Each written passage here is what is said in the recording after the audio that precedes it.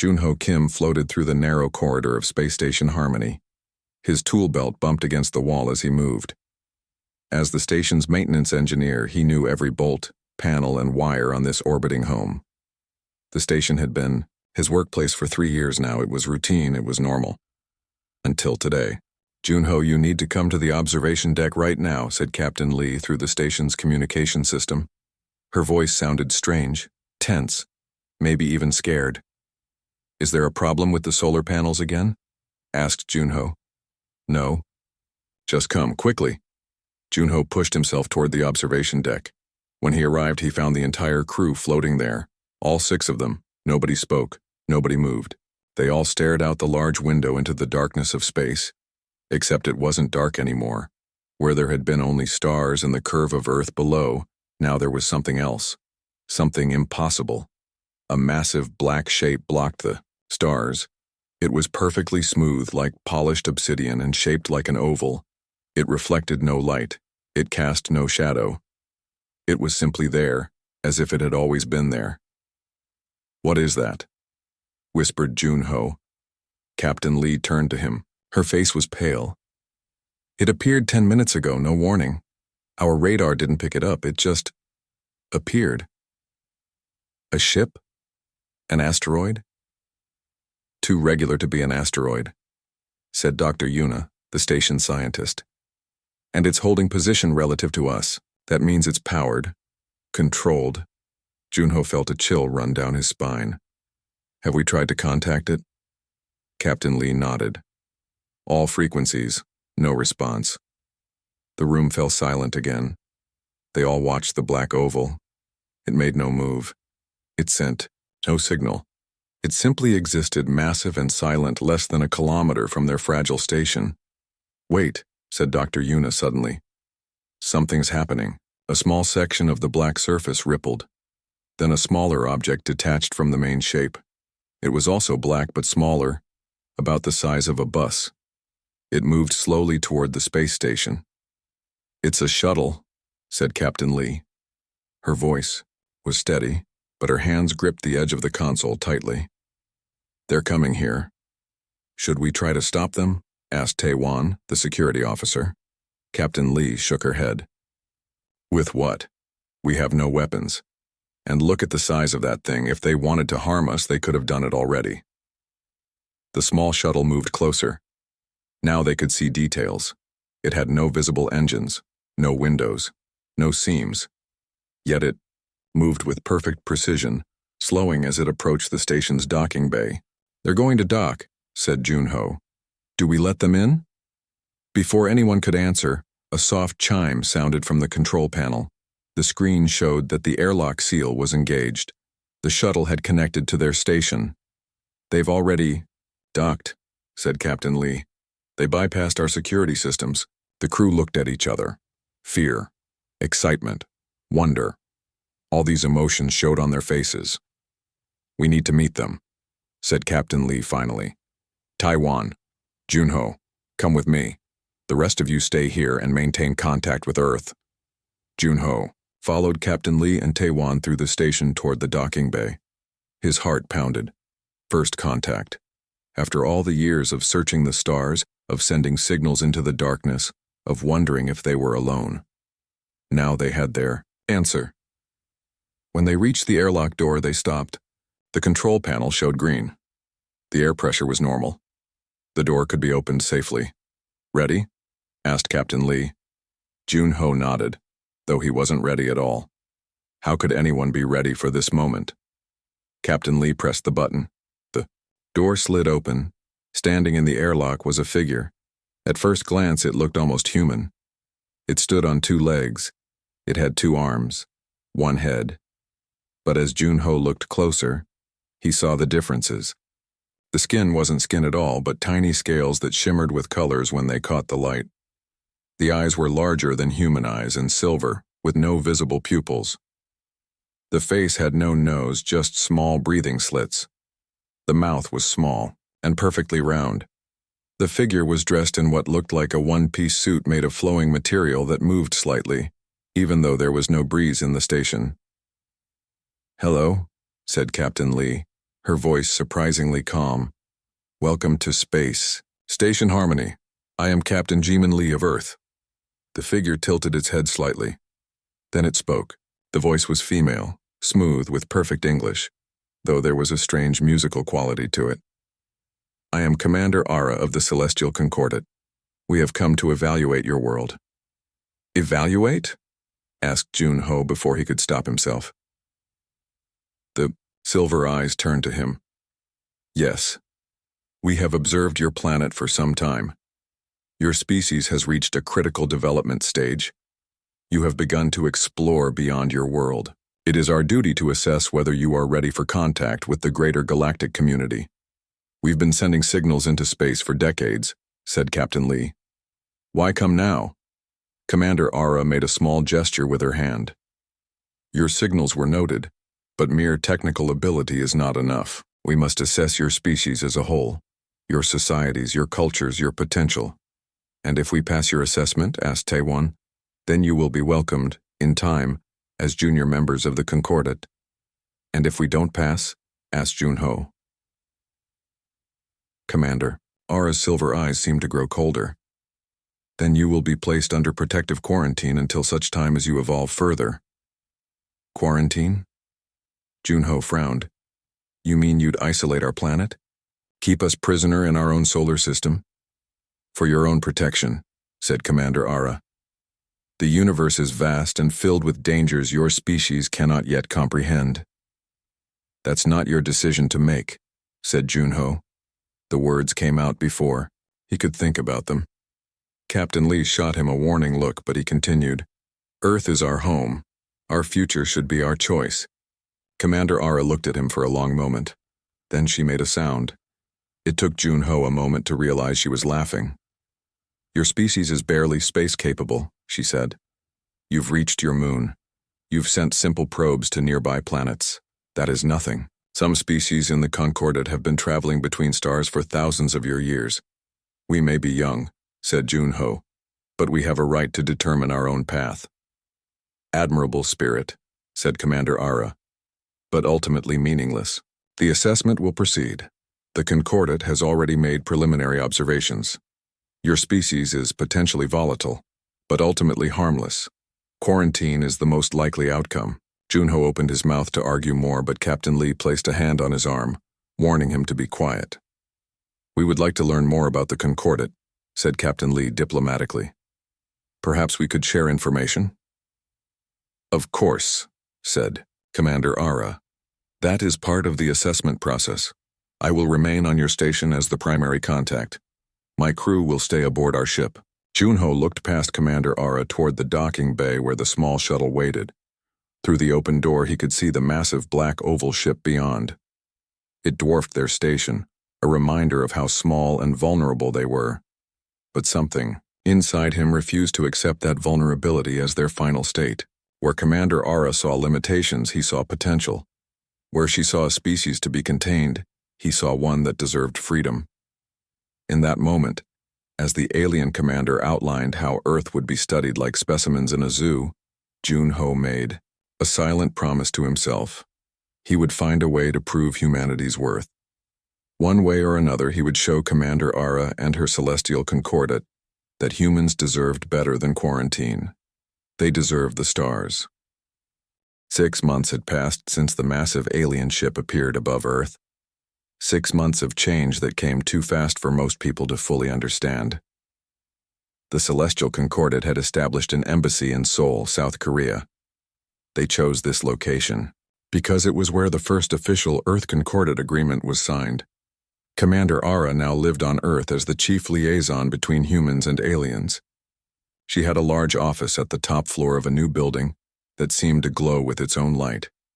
The building was made with materials humans had never seen before.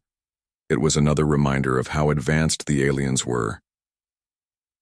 Jun-Ho Kim adjusted his tie as he waited in the lobby of the embassy. After first contact on Space Station Harmony, he had been offered a position on Earth's negotiation team. His direct experience with Commander Ara made him valuable, they said. But Jun-Ho had his own reasons for accepting. He wanted to make sure humans got a fair chance.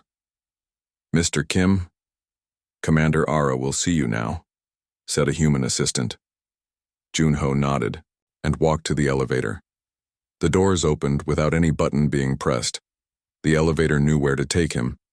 More alien technology that seemed like magic.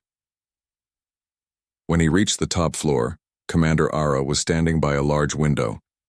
She looked out at the city of Seoul spread below. "Your cities are impressive for such a young species," she said without turning around. Her voice had that same musical quality he remembered from their first meeting. "Thank you," said Junho politely. "But I'm not here to talk about our cities." Now she turned to face him. Her silver eyes seemed to look right through him. Her scaled skin shimmered with colors in the sunlight. "Yes, I know why you're here. Your medical technology request." She gestured to a chair. "Please sit." Junho sat down across from her desk. He placed a folder in front of her. Inside were pictures of sick children in hospitals, children who could be helped by concordant medical technology. "These children are dying," said Junho.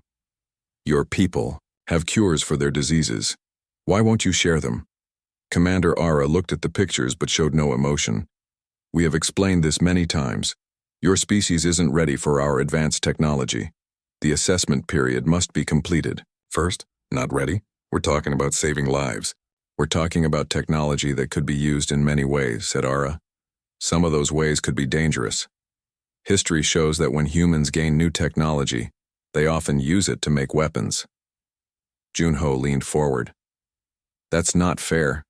Look at these children. They're not weapons, they're just kids who want to live." "I understand your frustration," said Ara, though her voice showed no sign that she really did. "But rules are rules. The Concordat has existed for thousands of years by following careful protocols when dealing with new species." Junho felt anger rising inside him. For 6 months he had watched as the Concordat had slowly introduced small pieces of technology to Earth, always with limits, always with restrictions. Humans were being treated like children who couldn't be trusted with real tools. "What exactly does Earth need to do to be considered ready?" asked Junho. "You talk about assessment, but what are the criteria? How do we pass this test?" Commander Ara was quiet for a moment. She seemed to be considering whether to tell him something. "There is a way," she said finally. "Though no species has succeeded in over 1,000 years." "What way? Tell me." "The trial of ascension," said Ara. "It is an ancient tradition. Any species seeking equal status in the Concordat may send a champion to complete 3 trials. If the champion succeeds, their species is granted full membership and access to all Concordat knowledge." Junho's heart beat faster. "This is the first time you've mentioned these trials. Why hasn't Earth been told about this option?" "Because it would be pointless," said Ara. "The trials are extremely difficult. They test the very limits of physical and mental capability. No human could possibly succeed." "Let us try," said Junho. "What do we have to lose?" "If a champion fails, the species must wait 100 years before trying again," said Ara. "During that time, the quarantine would be even stricter." Junho thought about this. 100 years was a long time. But the current situation was already bad. Earth was essentially under quarantine now, just with a nicer name. The Concordat controlled what ships could leave Earth orbit. They monitored all communications. They decided what technology humans could and couldn't have. "We should still have the choice," said Junho. Ara tilted her head. "Perhaps you're right. I will inform the Concordat Council that Earth wishes to invoke its right to the trial of ascension. They will need to select a suitable champion, of course, someone with exceptional abilities." Junho stood up. "I volunteer." Ara actually laughed. It was a strange musical sound. "You? A maintenance engineer? The trials require the absolute best your species has to offer." "I understand the Concordat better than most humans," said Junho. "I've spent the last 6 months studying everything about your people, your technology, your culture. I even learned your language." To prove his point, he spoke a few sentences in the complex musical language of the Concordat. Ara's eyes widened slightly. "Impressive," she admitted. "But language skills alone won't help you survive the trials. They are designed to test every aspect of a being: physical strength, mental agility, spiritual depth. Most champions train for decades before attempting them. I'm willing to try, said Junho. For Earth. Ara studied him for a long moment. Then she walked to a panel on the wall. It lit up at her touch. A registration form appeared. The decision is yours, she said. But know this. No human can pass these trials. They were not designed with your species in mind. Junho walked toward the panel. Ara moved to block his path. You won't last a second, human, the alien woman growled, but he kept walking. Maybe, said Junho. But someone has to be first. He reached around her and placed his hand on the panel. It scanned his palm. Then words appeared on the screen, in the concordate language. Junho Kim of Earth, registered as champion for the trial of ascension. Ara stepped back. For the first time since he'd met her, she looked surprised. The trials will begin in 30 days, she said. I suggest you use that time wisely. Junho nodded. I will. As he turned to leave, Ara called after him. One question, human, why are you doing this? You must know your chances of success are nearly zero. Junho thought about the pictures of the sick children. He thought about Earth, trapped under concordate rules. He thought about the future he wanted for his planet. Because someone needs to show you that humans aren't what you think we are, he said. We don't accept limits placed on us by others. We push boundaries, we overcome obstacles, it's what we do best. He left the embassy and stepped out into the sunshine. He had 30 days to prepare for the most important challenge of his life. Not just for him, but for all of humanity. His first stop would be to visit an old friend. Hyunji Park was the most brilliant scientist he knew. If anyone could help him prepare for alien trials, it would be her. As he walked through the streets of Seoul, he looked up at the sky. Somewhere up there, the massive concordate ship still hung in orbit, a constant reminder of humanity's new place in the universe. But if Junho succeeded, that place might change. Humans wouldn't be kept in a zoo. They would walk among the stars, as equals. All he had to do was pass 3 impossible trials. The small apartment was filled with papers, books, and strange devices.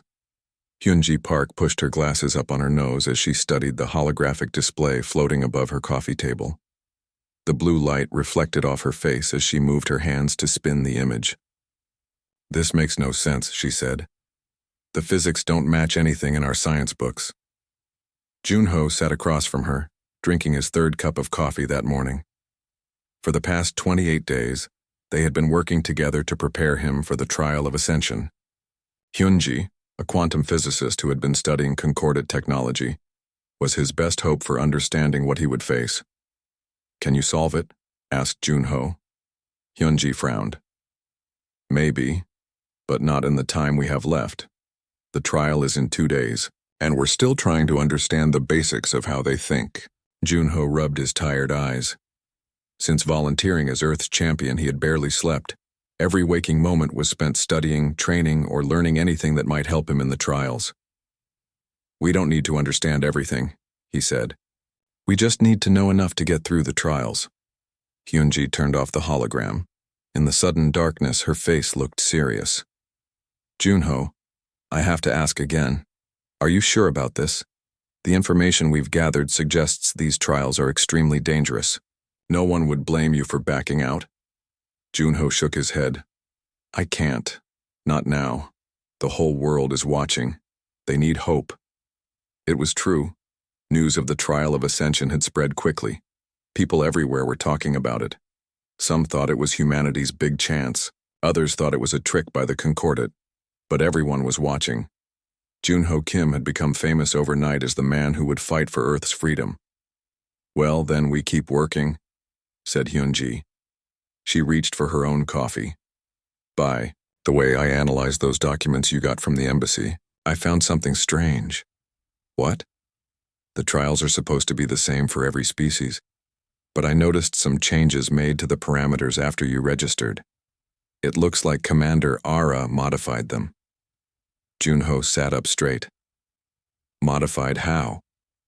Made them harder, said Hyunji. Specifically harder for humans. The physical trial now includes gravity levels that are at the very limit of what a human body can withstand. The The mental trial has been adjusted to require knowledge of mathematical concepts that humans haven't even discovered yet. Can she do that? Asked Junho. Isn't that against the rules? Yoonji shrugged. Maybe, but who would stop her? We don't have any representatives on the Concordat Council. Junho felt anger rising inside him, but he pushed it down. Anger wouldn't help him pass the trials. Then we work harder, he said. Show me those math concepts again. The morning of the trials arrived too quickly. Junho stood in a large circular room inside the Concordat embassy. The walls glowed with soft light. The floor was made of a material that felt like stone but gave slightly under his feet. Representatives from 12 different alien species sat in raised seats around the room. They had come to watch Earth's first attempt at the trial of ascension. Most looked different from Commander Ara. Some had too many limbs. Others had no limbs at all. Some were bigger than humans. Others were tiny. But they all watched Junho with the same look. Doubt. Commander Ara stood in the center of the room with Junho. She wore formal concordat robes that flowed around her like water. The trial of ascension consists of 3 challenges, she announced. Her voice echoed in the large room. Mind, body, and spirit. Each must be completed successfully to move to the next. Failure at any point ends the trial. She turned to Junho. The mind trial comes first. You will enter a simulation chamber. Inside, you will face a puzzle that adapts to your attempts to solve it. You have 3 days to complete it. Previous champions needed at least 2 days. I understand, said Junho. Then let us begin. A door opened in the wall. Inside was a small white room with a chair in the center. Junho walked in and sat down. The door closed behind him. For a moment, nothing happened. Then the walls, floor, and ceiling disappeared. Junho found himself floating in what looked like space. Around him were shapes and colors that made no sense. They moved and changed as he looked at them. A voice spoke in his head. The puzzle begins now. Find the pattern. Complete the sequence. Bring order to chaos. Junho took a deep breath. This was it. Everything he had trained for. He focused on the shapes around him. Slowly, he began to see connections between them. Patterns within patterns. Hours passed as he worked. The puzzle changed each time he solved a piece of it, becoming more complex. But Junho didn't give up. He used everything Hyunji had taught him, plus his own natural ability to see solutions where others saw only problems. 6 hours later, the space around him froze. All the shapes stopped moving. Then they came together in a perfect pattern, forming a shape that looked like a tree with branches that reached in every direction. The voice returned. Trial of mind complete. The room reappeared around him. The door opened. Outside, the alien representatives were talking loudly among themselves. Some sounded angry, others confused. When Junho stepped out, they fell silent. Commander Ara stared at him in shock. 6 hours, she said. You completed it in 6 hours. One of the other aliens stood up. It had 3 eyes arranged in a triangle on its face. Impossible. No species has ever completed the mind trial in less than 30 hours. He must have cheated. I did not cheat, said Junho calmly. I just approached it differently than you expected. How? Demanded Commander Ara. Junho thought about how to explain. Your puzzle assumes that all problems must be solved in order, one after another. But humans are good at making intuitive leaps. We connect ideas in unexpected ways. I didn't solve each part of the puzzle separately. I saw how they all fit together from the beginning. The aliens looked at each other. Junho could see they didn't understand. Their minds worked differently than human minds. The trial is valid, said a small floating alien near the back. Its voice was like bells ringing. The puzzle adapts to the solver. If he found a solution, it is legitimate. Commander Ara nodded stiffly. Very well. The mind trial is complete. The body trial will begin tomorrow at dawn. As the aliens filed out of the room, Hyunji rushed in. She had been watching from an observation area. Jun-ho, you did it! I can't believe you solved it so quickly. He smiled tiredly. Neither can they. I think they're not happy about it. Hyunji's face grew serious. They're not. I overheard some of them talking. They're saying humans are too unpredictable, too dangerous. Some of them want to stop the trials now. They can't do that, can they? It would break their own rules. I don't know, said Hyunji, but be careful. I think Commander Ara is going to make the next trial even harder. Junho nodded. I expected that, but I'll be ready. As they walked out of the embassy, reporters and cameras surrounded them. Everyone wanted to talk to the human who had shocked the Concordat. Junho answered a few questions, then pushed through the crowd. Get some rest, said Hyunji as they reached his car. Tomorrow will be even harder. Junho looked up at the night sky. Somewhere up there, the Concordat ship still waited. But now, for the first time, he truly believed he might succeed. He might prove that humans deserve to stand equal with the other species of the galaxy. No matter what they throw at me tomorrow, he said, I won't stop walking forward. Dawn came too quickly. Junho had barely slept. His mind kept replaying the events of yesterday. The surprised looks on the aliens' faces when he completed the mind trial so quickly still gave him a small feeling of pride. But today would be different. Today was the body trial. Junho was not a soldier or an athlete. He was an engineer. His strength came from his mind, not his muscles. Still, he had trained hard for the past month, running, lifting weights, practicing martial arts. Would it be enough? He doubted it. Hyunji met him outside the embassy. She looked as tired as he felt. I spent all night researching the body trial, she said as they walked toward the entrance. Based on records from other species, it's a combat simulation. You'll have to fight increasingly difficult opponents until you either win, surrender, or get knocked out. Great, said Junho. Just what I was afraid of. Most species rely on natural advantages, continued Hyunji. The Draxians have 4 arms. The Volturi can move faster than the human eye can trek. The Meln are basically living rocks. And what do humans have? Hyunji smiled. Adaptability. That's our strength. We learn quickly. We adjust to new situations. Use that to your advantage. Inside the embassy, the same 12 alien representatives waited. Commander Ara stood in the center of the room again. This time she was dressed in what looked like battle armor. It was black and fitted to her body, with glowing blue lines running across it. The body trial tests physical prowess, she announced. The champion will face a series of opponents in combat. Each opponent will be stronger than the last. The trial ends when the champion defeats all opponents, surrenders, or can no longer continue. A new door opened in the wall. This one led to a large arena. The floor was covered in a soft material that looked like sand but felt like foam. Around the edges were seats for the alien representatives to watch. The first opponent awaits, said Commander Ara. Junho stepped into the arena. In the center stood a humanoid figure made of what looked like silver metal. It had no face, just a smooth surface where a head should be. A training drone, explained Commander Ara. Level 1. Begin. The drone moved suddenly, rushing toward Junho. It was fast, but predictable. Junho stepped to the side at the last moment, letting the drone rush past him. It turned quickly and came at him again. This time Junho stood his ground. He remembered his training. When the drone reached him, he grabbed its arm and used its own momentum to throw it to the ground. The drone made a clanging sound as it hit the floor. It got up immediately and attacked again. Junho blocked its punches, looking for patterns in its movements. After a few exchanges, he began to see how it fought. Each attack followed a specific sequence. Once he understood that sequence, he could predict what was coming next. The drone threw a punch at his head. Junho ducked under it and delivered a strong kick to the drone's midsection. The metal body folded around his foot, then collapsed to the ground. This time it didn't get up. Level 1 complete, said Commander Ara.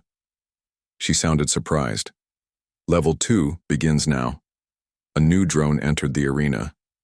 This one was bigger and moved, more fluidly. It circled Junho, studying him as he had studied the first drone. The fight was harder this time. The drone learned from Junho's movements, adapting its strategy. But Junho did the same. Each time the drone changed its approach, Junho adjusted his own. The fight lasted longer, but the result was the same. Eventually, Junho found a weakness in the drone's defense and exploited it. The second drone fell. Level 3, announced Commander Ara. The third drone was nothing like the first two. It was massive, towering over Junho. Its arms were thick, as tree trunks. Its movements were slow but powerful. When it swung at him, Junho had to dive out of the way. The drone's fist hit the floor where he had been standing, leaving a deep dent. I can't match its strength, thought Junho. I need to use its weight against it. He began to move in circles around the drone, forcing it to turn constantly to keep him in sight. Each turn made the heavy drone slightly off balance. Junho waited for his moment, then darted in, striking at the drone's leg joints, then quickly moving away before it could grab him. Slowly, the drone's movements became more labored. Its joints were failing. Junho kept up his strategy, wearing it down piece by piece. Finally, after what felt like hours, the massive drone toppled over. It tried to get up but couldn't. Its systems shut down. Junho stood in the center of the arena, breathing hard. His clothes were soaked with sweat. His muscles ached. But he had won. The alien representatives were silent. They stared at him with their strange eyes. Some looked impressed, others looked worried. Level 4, said Commander Ara. Her voice was cold. There's a level 4? Asked Junho. The briefing only mentioned 3 levels. Commander Ara did not answer. Instead, she stepped into the arena herself. Her battle armor glowed brighter now. I will be your final opponent, she said. Junho looked at the alien representatives. Is this allowed? For the test administrator to be an opponent? The three-eyed alien from yesterday stood up. It is unusual, but not forbidden. The trial. Administrator may test the champion personally if they wish. Junho turned back to Commander Ara. Why are you doing this? To protect the Concordat, she said. Your species is too unpredictable, too dangerous. If you pass these trials, humans will have access to technology they are not ready for. That's not your decision to make, said Junho. The trials are supposed to determine that. Then beat me and prove your worth, said Commander Ara.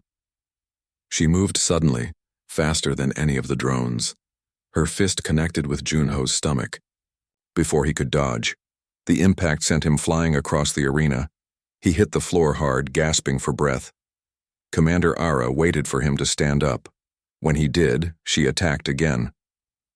This time, Junho was ready. He dodged to the side, but her kick still caught his shoulder. Pain shot through his arm. You see? Said Ara. Humans are physically inferior. You cannot match my strength or speed. Junho didn't waste energy responding.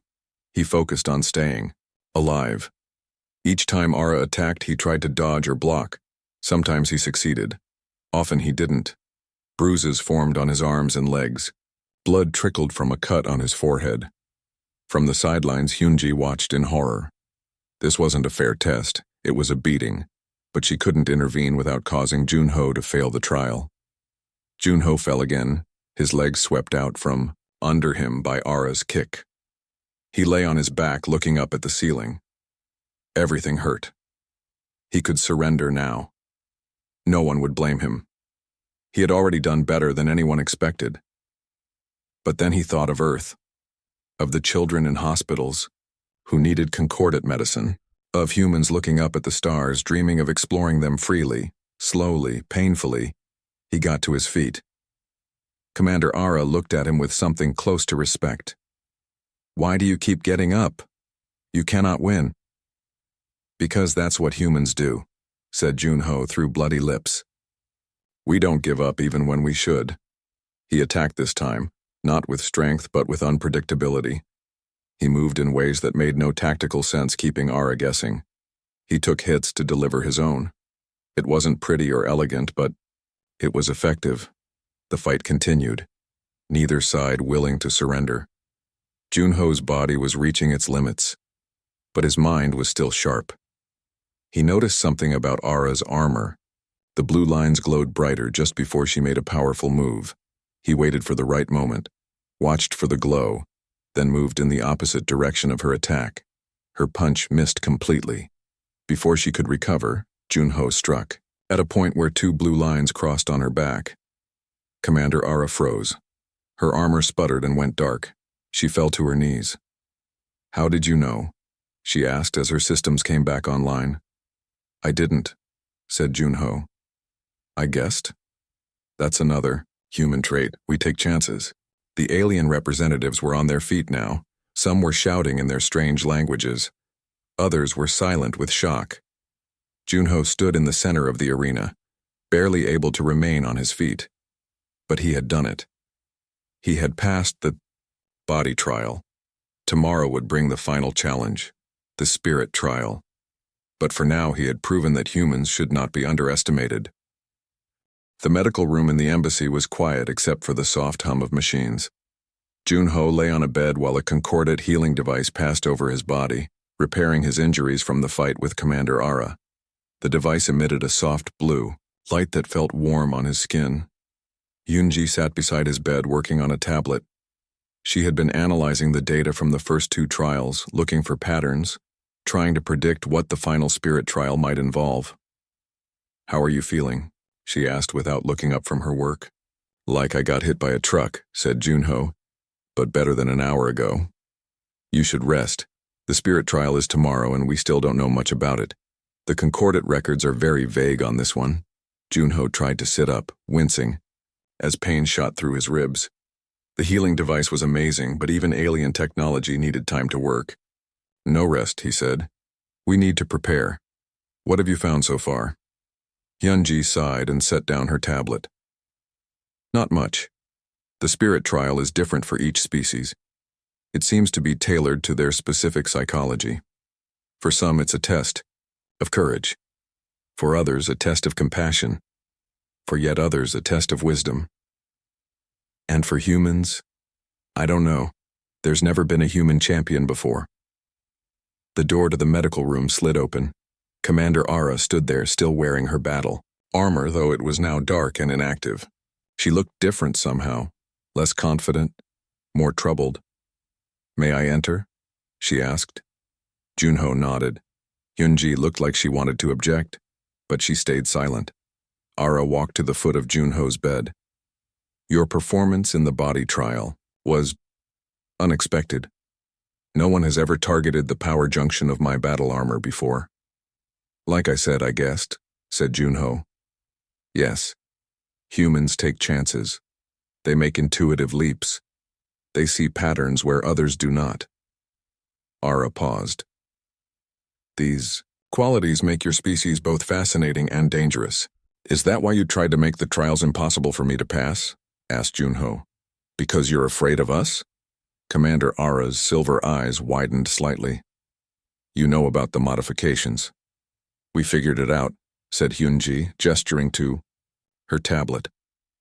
The gravitational settings in the body trial were far beyond what was specified in the original parameters, and the mind trial included mathematical concepts that humans haven't even discovered yet. Ara was silent for a moment. Then she did something surprising. She sat down on the edge of Junho's bed. "I need to tell you something," she said. "Something that few outside the highest levels of the concordate know." Junho and Hyunji exchanged a glance. "The concordate is dying," said Ara. "What do you mean?" asked Junho. "We have existed for thousands of years. We have spread across hundreds of star systems. Our technology has advanced beyond what most young species can imagine, but we have become stagnant." Ara looked down at her hands. "Innovation has slowed. Cultural development has plateaued. The last truly new idea within the concordate was proposed over a century ago.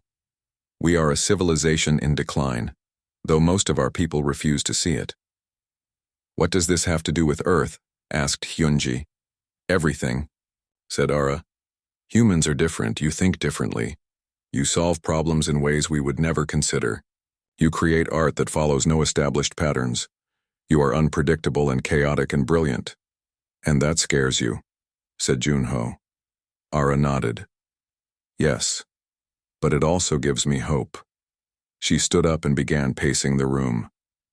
There are factions within the Concordate. The traditionalists believe that we must preserve our way of life exactly as it is. They fear change. They fear outside influence. They would keep Earth quarantined forever, allowing only the most limited contact. And the other faction? Asked Hyunji. The progressives. They believe that the Concordate needs new blood, new ideas. They would welcome Earth as a full member, despite the risks. Ara stopped pacing. I belong to this faction, or at least I did. What changed? Asked Junho. When I was assigned to Earth, I was a committed progressive. I believed that humans could bring vital new energy to the Concordate.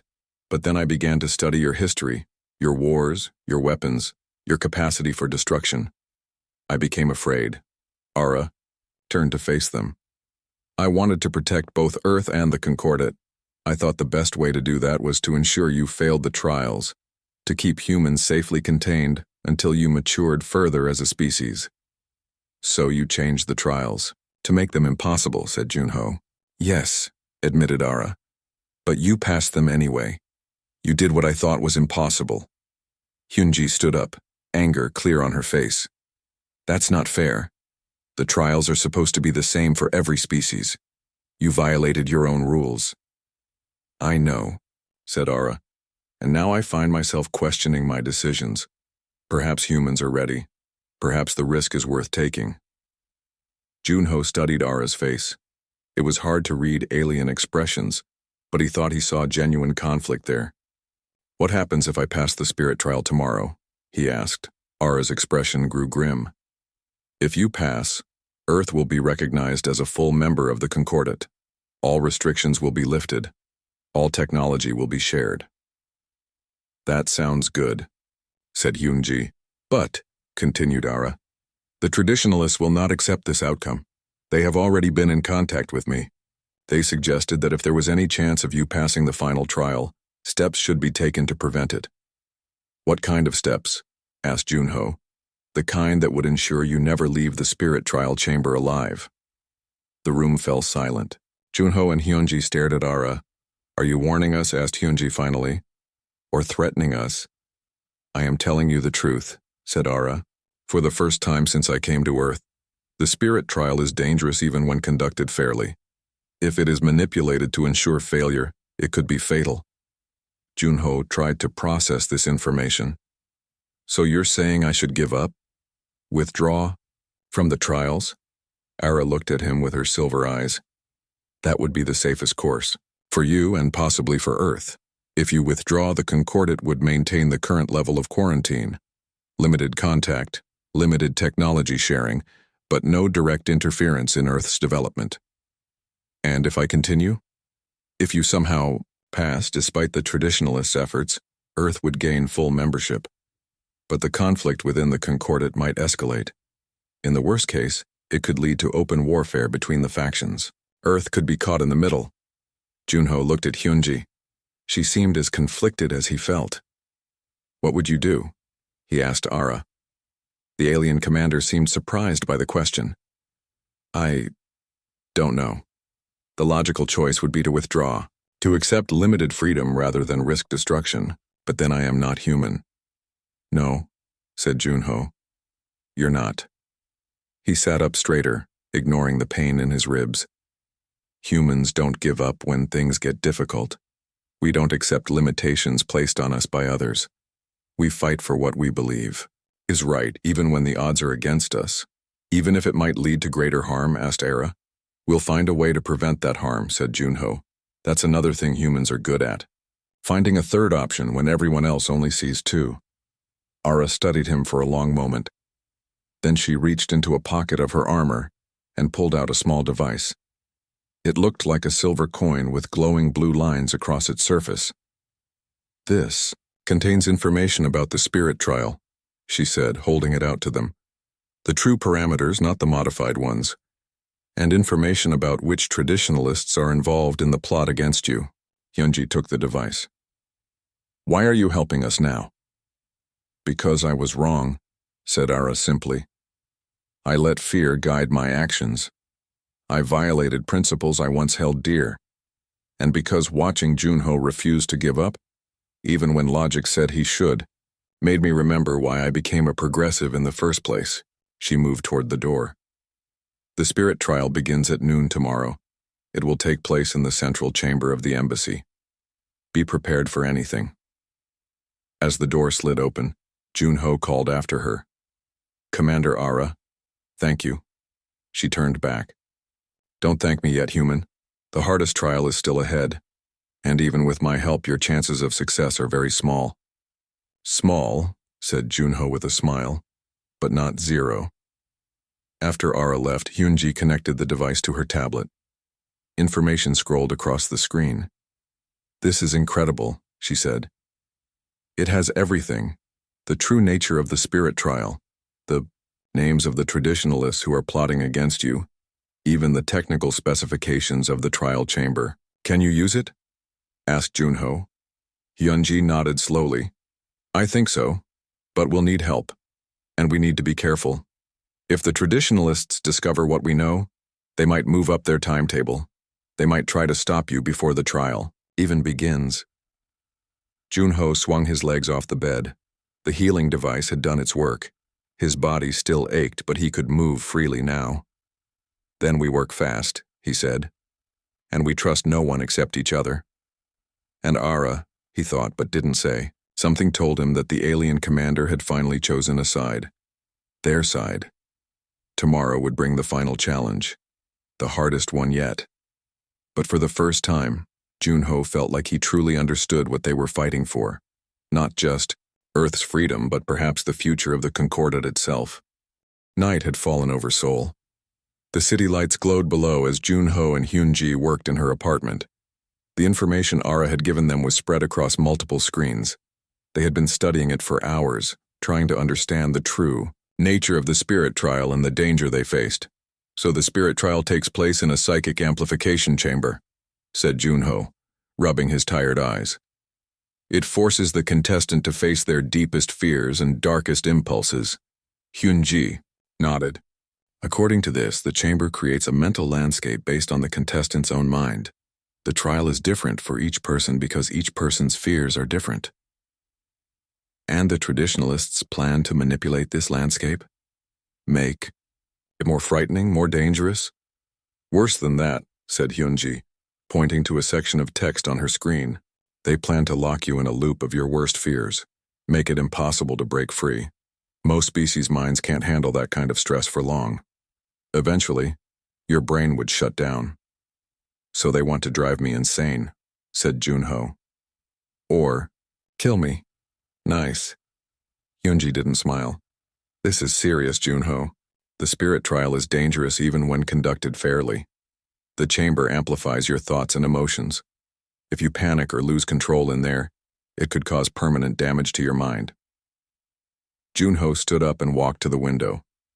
Below, the lights of the Concordat embassy glowed with an unearthly blue light, standing out among the regular buildings of Seoul. So how do I beat it? He asked. How do I pass a trial designed to break my mind? Hyunji was quiet for a moment. Then she joined him at the window. I've been thinking about that, she said. The key is in the name. It's not called the fear trial or the mind-breaking trial. It's called the spirit trial. I think it's testing something deeper than just courage or mental strength. Like what? Like who you really are, at your core. Your values, your principles, the things that define you as a person. Junho considered this. So I need to stay true to myself, even when facing my worst fears. I think so, said Hyunji. But there's something else. Something in the original trial parameters that the traditionalists are trying to remove. She led him back to the screens and pointed to a small section of text. It says here that the contestant may invite one other person to join them in the chamber, to share the burden of the trial. Junho looked at her in surprise. I can bring someone with me? Has any contestant ever done that before? Hyunji shook her head. According to the records, no. The spirit trial has always been faced alone. But the option exists. Why would no one ever use it? Pride, maybe? Or perhaps they didn't want to put anyone else at risk? Hyunji hesitated, then added, or maybe they just didn't have anyone they trusted enough. Their eyes met. In that moment, something passed between them. Something that had been building since they were children growing up together. Since long before the Concordat arrived. I'll go with you, said Hyunji softly. If you want.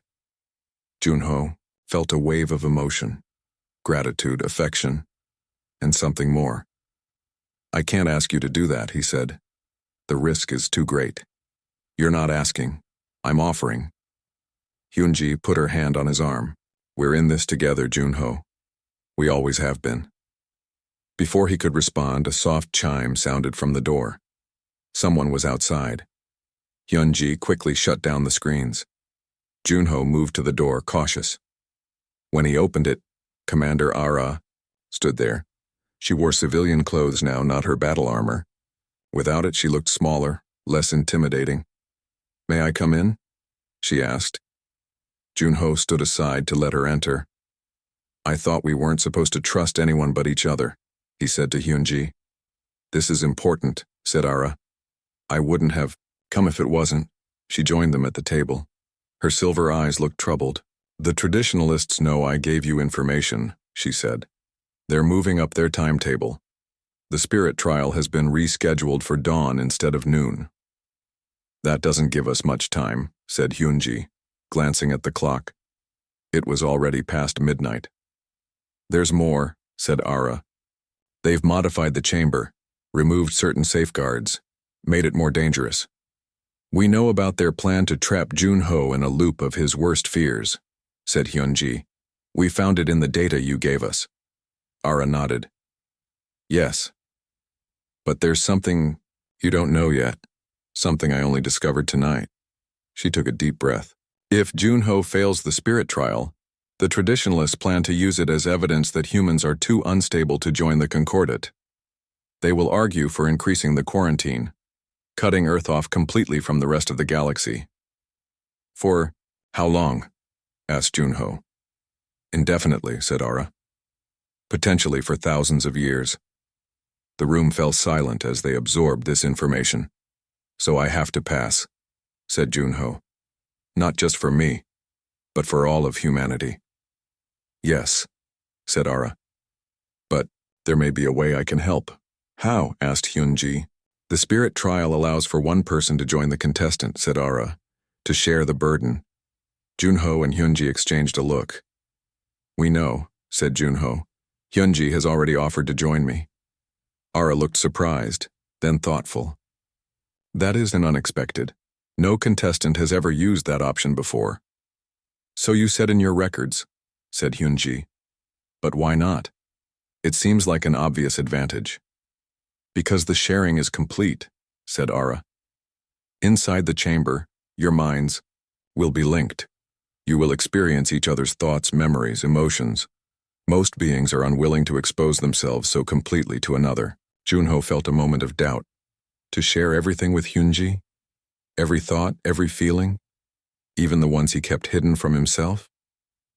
I'm still willing, said Hyunji, as if reading his thoughts. If it helps Junho pass the trial, I'll do it. Ara looked at them both. Your courage is admirable, but there's something else you should consider. The option allows for more than one person to join the contestant. Junho stared at her. You mean, I am offering to join you as well, said Ara. To enter the chamber with both of you. Hyunji's eyes widened. Is that even allowed? For a member of the Concordat to help a contestant? There is no rule against it, said Ara. It has simply never been done before. Like many things humans seem to inspire. Why would you do this? Asked Junho. You'd be risking your position in the Concordat, maybe even your life. Ara was quiet for a moment. When she spoke, her voice was softer than they had ever heard it. Because I have been wrong, she said. About humans. About what the Concordat needs, about my own principles. She looked up at them. I failed the spirit trial once, long ago. I chose safety over truth, security over progress. I have lived with that choice for centuries. Centuries? Hyunji looked shocked. How old are you? My species lives much longer than yours, said Ara. I have watched the Concordate's slow decline for over 500 years. I have seen how fear of the unknown has gradually replaced curiosity and courage. She stood up and faced them directly. I believe now that humans may be what the Concordate needs. A reminder of what we once were, what we could be again. I wish to help make that possible. Junho and Hyunji looked at each other, unsure what to say. There is one more reason, added Ara, a practical one. I know how the chamber works. I understand its mechanisms. If the traditionalists have tampered with it, I may be able to counter their changes. Junho considered this. Having Ara with them could be a huge advantage, but could they trust her completely? She had already admitted to working against them once. What do you think? He asked Hyunji. She looked at Ara for a long moment. I think she's telling the truth, she said finally. And I think we need all the help we can get. Junho nodded slowly. All right. The three of us will enter the chamber together. Ara bowed her head slightly. Thank you for your trust.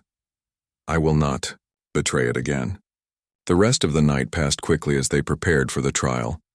Ara explained more about how the chamber worked, how it amplified psychic energies, how it created a shared mental space where their thoughts would take physical form. The key is to remember that nothing you see is real, she said. But it can still cause real damage if you believe in it too strongly. Like a dream that can kill you? Asked Junho. Exactly, said Ara. Your mind makes it real. As dawn approached, they made their final preparations. Hyunji packed a small bag with equipment they might need after the trial. Junho tried to rest to gather his strength for what was to come. Ara stood by the window watching the sky lighten in the east. It's almost time, she said. Are you ready? Junho stood up. He felt a strange calm settle over him. The fear was still there, but it no longer controlled him. Yes, he said. I'm ready. The three of them left the apartment and headed toward the embassy. The streets of Seoul were quiet at this early hour. Few people were awake to see them pass. As they walked, Junho thought about everything that had led him to this moment. From that first day on Space Station Harmony when the Concordate ship appeared, to his decision to volunteer as Earth's champion, to now, walking toward the most difficult challenge of his life. You won't last a second, human, Commander Ara had growled at him all those weeks ago, but he had kept walking, and he would keep walking now, toward whatever the spirit trial had in store for him, for all of them.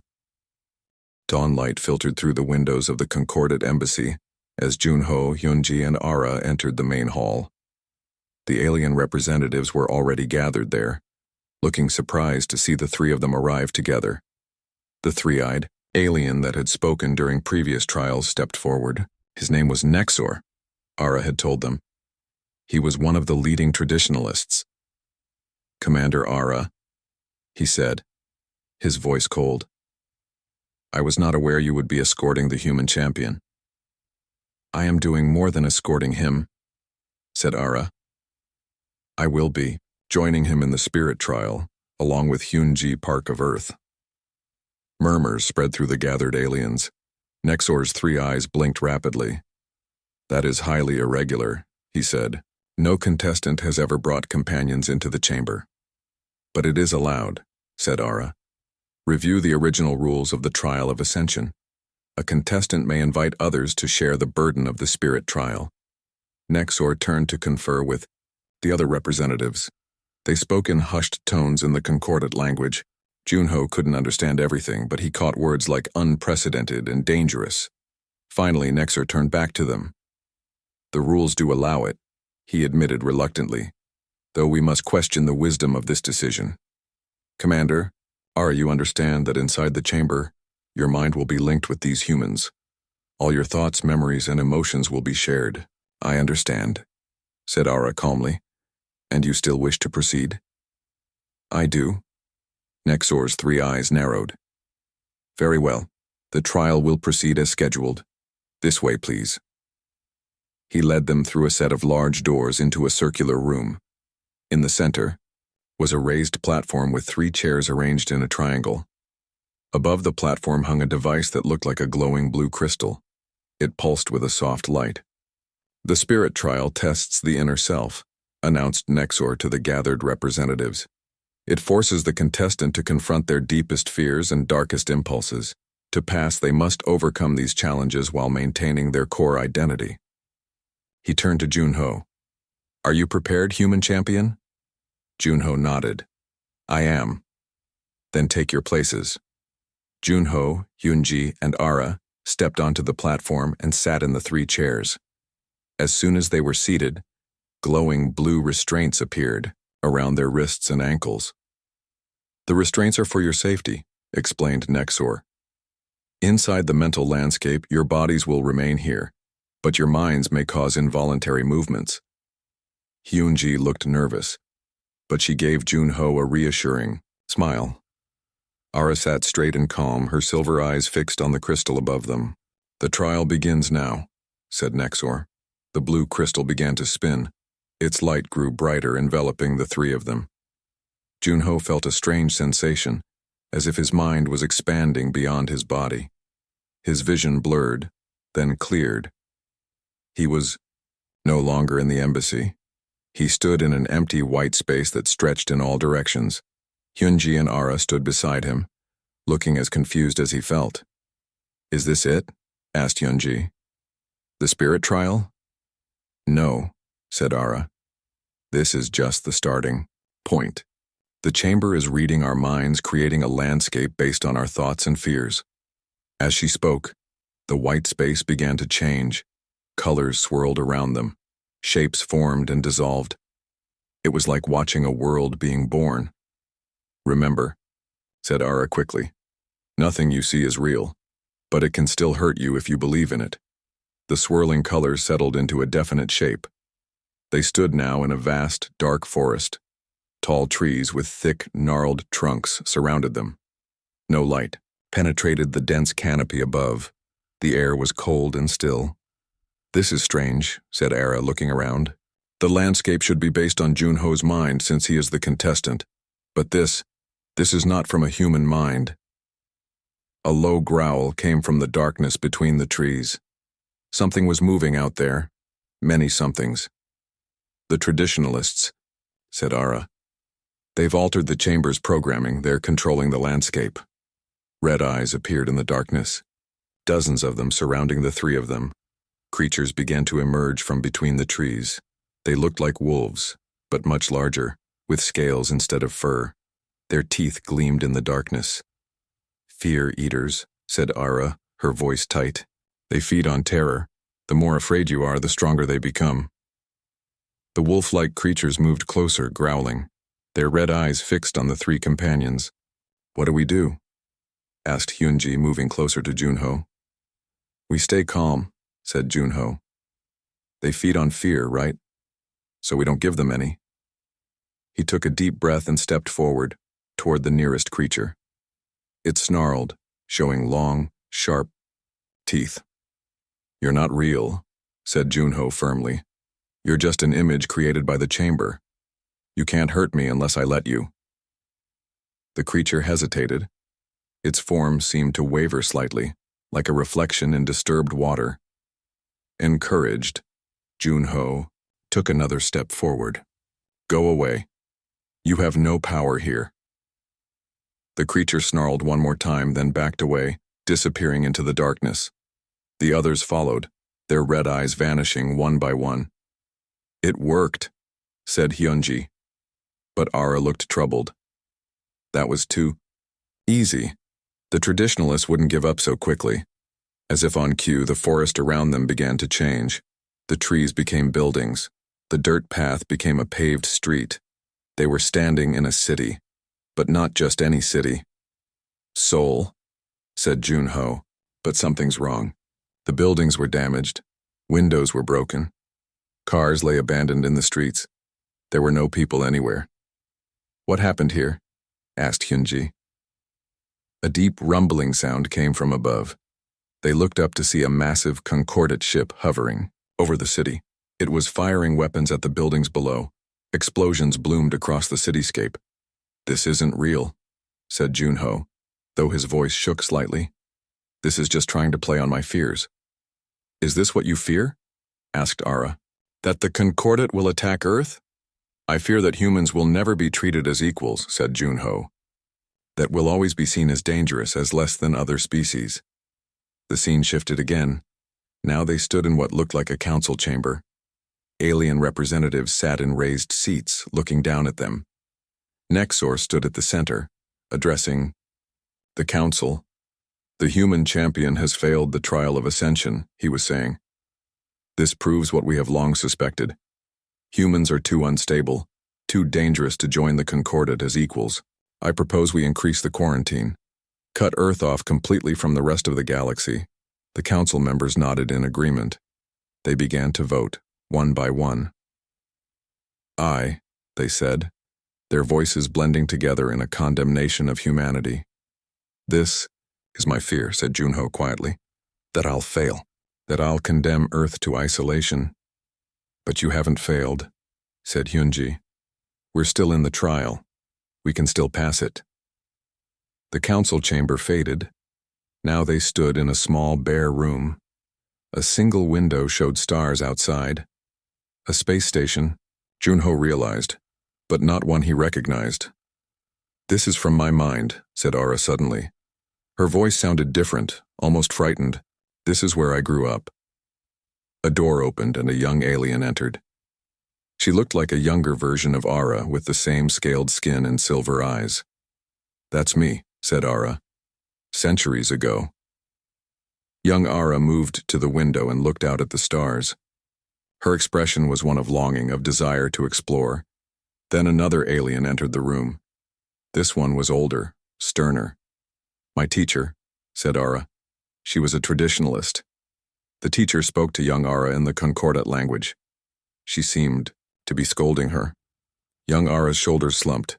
She moved away from the window, away from the stars. "She's telling me to stop dreaming," translated Ara. "To accept my place. To follow the rules without question."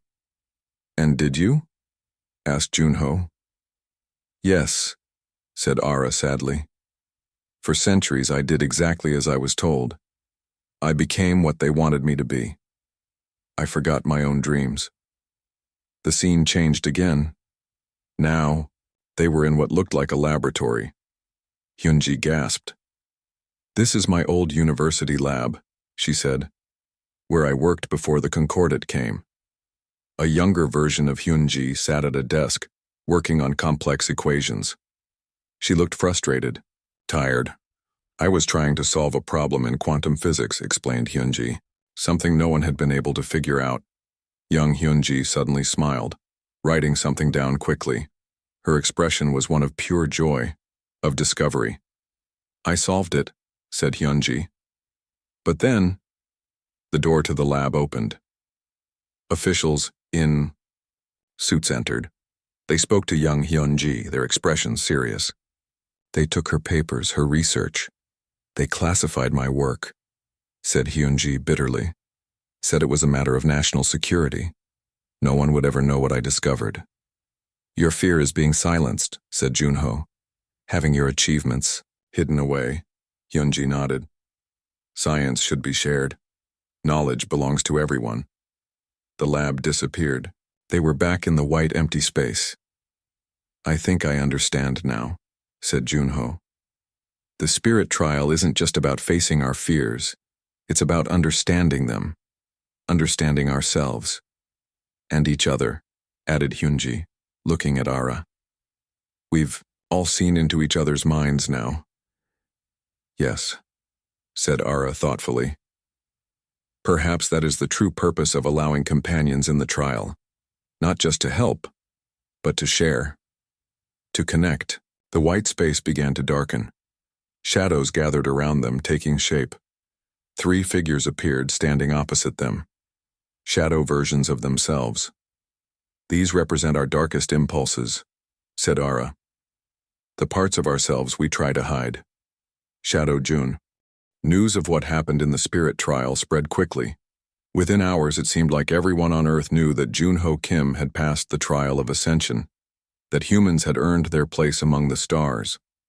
But the news that spread through the Concordat was even more shocking. For the first time in its long history, the chamber had acknowledged multiple ascendants from different species. The implications were still being debated in Concordat councils across the galaxy. Junho sat in a quiet room in the embassy, trying to process everything that had happened. The trial had left him feeling drained, but also strangely energized. His mind felt clearer, more focused than ever before. Hyunji entered the room carrying 2 cups of coffee. She handed one to Junho and sat beside him. "How are you feeling?" she asked. "Different," said Junho. "Like I understand things I didn't before." "Do you feel it too?" Hyunji nodded. "It's like part of you and part of Ara are still in my head. Not thoughts exactly, but perspectives. Ways of seeing the world that weren't there before." Aside. "Effect of the mental link in the chamber," said a voice from the doorway. Ara stood there watching them. "It will fade with time but never completely disappear. We will always share a connection now." She joined them, sitting across from Junho. Her silver eyes studied him with new respect. "The Concordat Council is in emergency session," she said. "They're trying to decide how to respond to what happened." "Are we in trouble?" asked Hyunji. Ara made a sound that they now recognized as laughter. "No. You passed the trial fairly. Even the traditionalists can't deny that. But what happened goes beyond simply passing.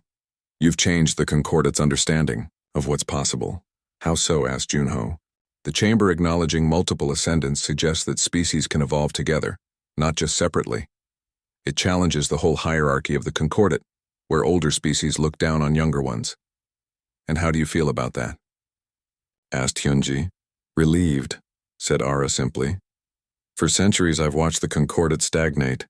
We became so focused on preserving what we had that we stopped growing, stopped changing. You humans have reminded us of what we used to be." The door opened again. Nexor entered, followed by 2 other alien representatives. His 3 eyes no longer looked angry, just tired and perhaps a little confused. "The Council has reached a decision," he announced. "Earth will be recognized as a full member of the Concordat. All restrictions will be lifted. All technology will be shared." Junho and Hyunji exchanged excited glances. This was what they had fought for. What Earth had been waiting for since first contact. "There's more," continued Nexor. "In light of the unprecedented nature of your trial, a new position has been created, a joint ambassadorship between Earth and the Concordat, to be filled by individuals who understand both perspectives." He looked at the 3 of them. "The Council recommends that Junho Kim, Hyunji Park, and Commander Ara fill this position, together." Junho was stunned. "Us? Working together officially?" "You 3 have demonstrated a unique ability to bridge different minds, different species," said Nexor. "The Council believes this makes you uniquely qualified to help guide the relationship between Earth and the Concordat going forward." "And you, Nexor?" asked Ara. "You were among the strongest voices against human membership." Nexor's 3 eyes blinked slowly. "I was wrong," he admitted. "What I saw in the chamber today, it challenges beliefs I have held for millennia. I need time to reconsider many things." He bowed slightly to Junho. "Your species has more to offer than I realized. I will not stand in the way of this new path." After Nexor and the other representatives left, Junho, Hyunji, and Ara sat in silence for a moment, absorbing what had just happened. "Ambassadors," said Hyunji finally. "I'm a physicist. I don't know anything about diplomacy. You understand both humans and the Concordat better than almost anyone now," said Ara. "That understanding is more valuable than any diplomatic training." Junho stood up and walked to the window. Outside he could see the city of Seoul. People were celebrating in the streets. News vans were parked outside the embassy. The world was changing before his eyes. "Do we accept?" he asked. "I do," said Ara. My time as a regular Concordate commander is over. After what we shared in the chamber, I could never go back to who I was before. Hyunji joined Junho at the window. If we do this, we could help shape how humans enter the galactic community, make sure it happens on fair terms. We could also help the Concordate change, added Ara, become less rigid, more open to new ideas. Junho thought about everything that had led him to this moment. From that first meeting with Commander Ara on Space Station Harmony, to his decision to volunteer as Earth's champion, to the trials that had tested him in ways he never imagined possible. I accept, he said finally, but on one condition. What condition? Asked Ara. The first technology we share with Earth is medical, the cures for diseases that are killing people right now, children in hospitals who could be saved. Ara nodded. I expected nothing less from you. It will be done immediately. Then we have a lot of work ahead of us, said Hyunji. She looked at Junho with a smile.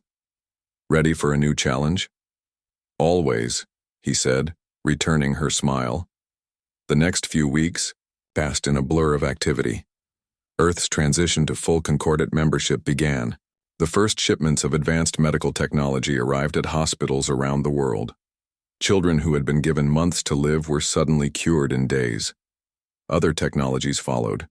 Clean energy sources that would eliminate pollution, agricultural methods that would end hunger, educational tools that would transform how humans learned.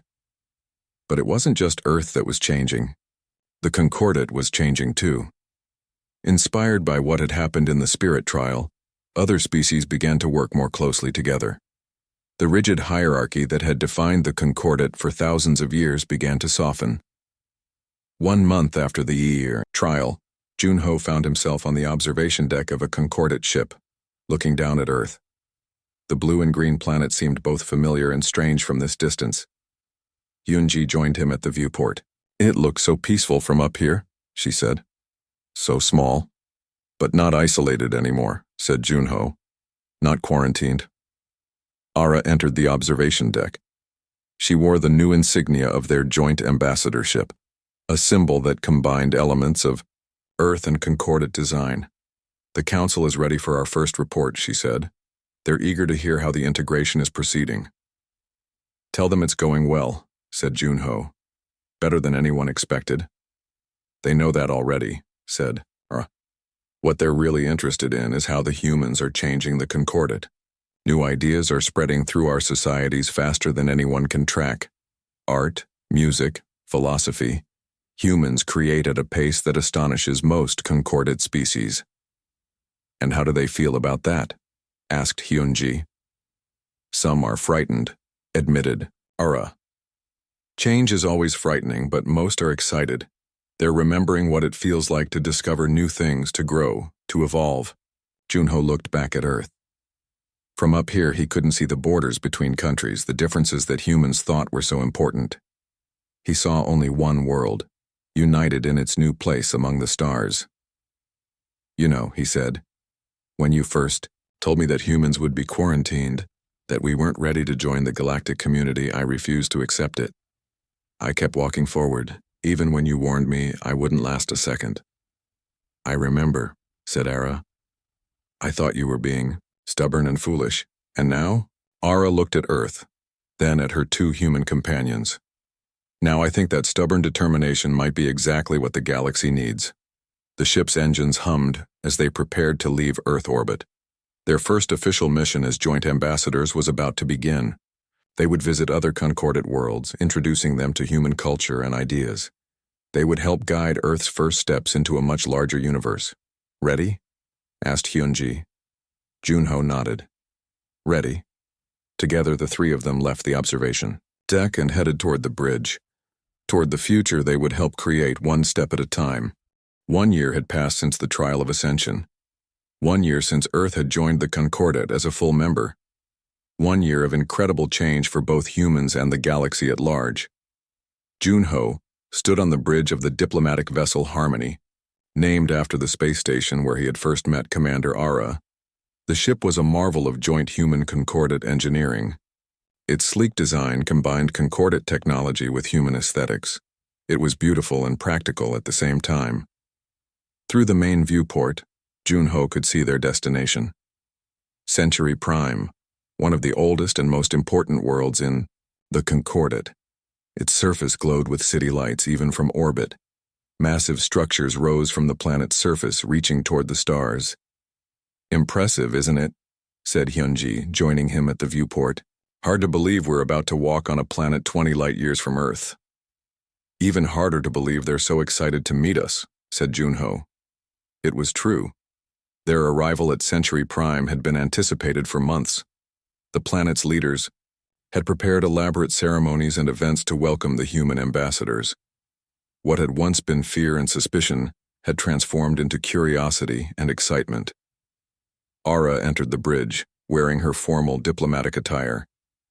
The past year had changed her too. She smiled more freely now. Her movements were less rigid, more natural. "The landing ceremony begins in 1 hour," she said. "Are you both ready?" Junho nodded. "As ready as we'll ever be." "Don't be nervous," said Ara. "You've already visited 5 other concordate worlds. This one is just older, more traditional." "That's what worries me," said Hyunji. "What if they don't like the changes humans have brought to the concordate?" "Then we'll change their minds," said Junho. "One step at a time, like we've been doing all year." The 3 of them had become an effective team. Junho's determination, Hyunji's brilliant mind, and Ara's knowledge of concordate culture made them uniquely suited to their role as joint ambassadors. Together, they had helped navigate the complex process of integrating Earth into the galactic community. It hadn't always been easy. There had been misunderstandings, cultural clashes, moments of frustration on both sides. But there had also been breakthroughs, moments of connection that transcended species boundaries. "I received a message from Earth this morning," said Hyunji. "The new medical centers are fully operational. They've already treated over 1 million patients with concordate medical technology. And the educational exchange program has over 10,000 concordate students studying on Earth," added Junho, "plus 5,000 human students on concordate worlds." Ara looked pleased. "The council reports that human art and music have spread to nearly every concordate world. Your literature is being translated into dozens of alien languages. Your philosophies are being studied by scholars who have lived for centuries."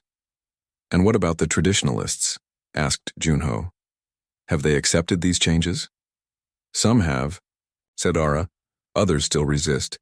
Change is never easy, especially for those who have lived so long with the old ways, but they can't deny the benefits of human inclusion." An alert chimed on the bridge. It was time to prepare for landing. "I'll meet you in the shuttle bay," said Ara, turning to leave. "Try not to worry. The people of Century Prime may be old-fashioned, but they're not close-minded." After she left, Junho and Hyunji remained at the viewport for a moment longer. "Can you believe how far we've come?" asked Hyunji. "A year ago, we were fighting for Earth's right to join the Concordate. Now we're visiting our 6th alien world. Sometimes I still expect to wake up and find myself back on Space Station Harmony," admitted Junho. "Back before any of this happened." Hyunji took his hand. Over the past year, their relationship had deepened. The connection they had formed in the spirit trial had evolved into something more personal, more intimate. They understood each other in ways that went beyond words. "Do you ever regret it?" she asked. "Volunteering for the trial, taking on this responsibility?" Junho shook his head. "Never. It's been the greatest adventure of my life." He squeezed her hand. "And I got to share it with you." When they reached the shuttle bay, Ara was waiting for them. The shuttle that would take them to the surface was already prepared. Its sleek design reminded Junho of the small black ship that had first brought Ara to Space Station Harmony. "Before we go," said Ara, "there's something you should know about Century Prime. The leader of their Council of Elders is Mentor Kel. He was my teacher long ago." "The one we saw in the spirit trial?" asked Hyunji. "The one who told you to stop dreaming?" Ara nodded. "The same. He is very old, even by concordate standards. Very set in his ways. but he has asked to meet with you privately after the welcoming ceremony." "Is that good or bad?" asked Junho. "I'm not sure," admitted Ara. Kel was one of the strongest voices against human membership in the Concordat, but he's also wise enough to recognize when he might be wrong. The shuttle journey to the surface was smooth and quick. As they descended through the atmosphere of Century Prime, Junho could see the vast alien city spread out below them. Structures of impossible shapes reached toward the sky. Flying vehicles moved in perfect patterns between the buildings. It was beautiful and alien at the same time. The landing pad was crowded with aliens of various species. Most were Centurions, tall, elegant beings with silver skin that seemed to shine in the light of their sun. But there were representatives from other Concordat worlds as well.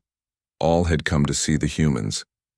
As they exited the shuttle, a hush fell over the crowd. Junho felt suddenly self-conscious. He was one of the first humans to ever set foot on this ancient world. A Centurion stepped forward. He was taller than the others, with elaborate markings on his silver skin. He wore robes that seemed to flow like liquid metal. "Welcome to Century Prime," he said in perfect English. "I am Mentor Kel, leader of the Council of Elders. We are honored by your presence." "The honor is ours," said Junho, bowing slightly as Ara had taught him. "Thank you for your welcome." Kel's eyes, large and purple, studied Junho and Hyunji with obvious curiosity. "So these are the humans who changed the Concordat," he said. "You are smaller than I expected." "But no less significant for our size," said Hyunji with a smile. Kel made a sound that might have been laughter. "Indeed, come, the welcoming ceremony awaits." What followed was a blur of introductions, speeches, and rituals. The Centurions had prepared an elaborate celebration to mark the humans' arrival. There was music that seemed to come from the air itself, food that changed flavor with each bite, displays of light and motion that defied Earth physics. Through it all, Junho and Hyunji did their best to represent humanity with dignity and openness. They answered questions, participated in rituals, and marveled at the wonders of this ancient civilization. Finally, as the main celebration wound down, Kel approached them again. "Now, if you would join me in my private chambers," he said. "There are matters I wish to discuss with you." They followed Kel through the grand halls of the Centurion Council building.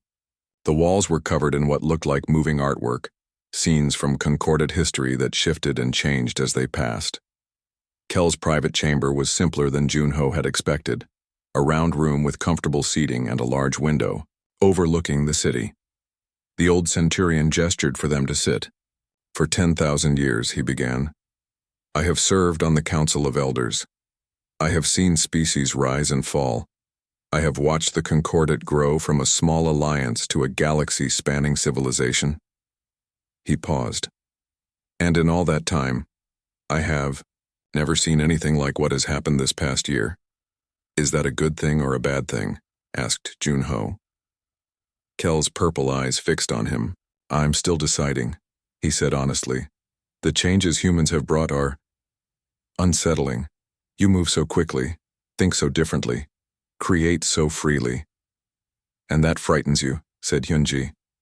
"It does," admitted Kel. "For millennia, the Concordat has valued stability above all else. Slow, careful progress, preservation of what we have built. And now we've disrupted that," said Junho. "Yes, but perhaps—" Kel hesitated. Perhaps that disruption was needed. The old Centurion rose and moved to the window. "Before humans joined the Concordat, we had begun to stagnate. Our art became repetitive. Our science advanced at a crawl. Our societies were stable but frozen." He turned back to face them. "In 1 year, humans have introduced more new ideas, new perspectives, new ways of thinking than the Concordat had generated in the previous century. It is frightening, yes, but also invigorating." "So you no longer oppose human membership?" asked Ara, speaking for the first time since they had entered the chamber. "I still have concerns," said Kel, "but I cannot deny the benefits. The medical advances alone have saved countless lives across Concordat worlds, and there is a new energy, a new excitement that I have not felt in millennia." He focused on Junho. When you first volunteered for the trial of ascension, I thought you were foolish. I was certain you would fail. You won't last a second, human, I said to my fellow elders. But he kept walking, said Hyunji. Yes, said Kel. He kept walking, and in doing so he changed everything. The old centurion bowed slightly to Junho. I was wrong, and I am old enough to admit when I am wrong. What happens now? Asked Junho.